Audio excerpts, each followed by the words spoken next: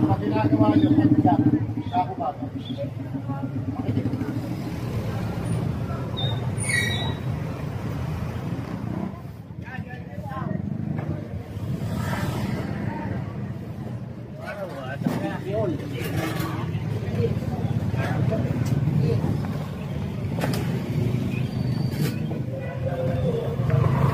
Pwede kaya sir pagka balat nyo ng buko, kunyari dyan, may bibili balat.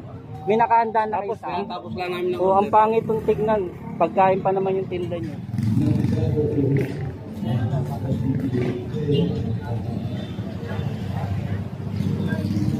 Sabihan na kayo dyan, no? O, baka pwede pagka may bumili sa inyo pagka balat, direkto nyo na sa sako para hindi na rin kayo doble trabaho.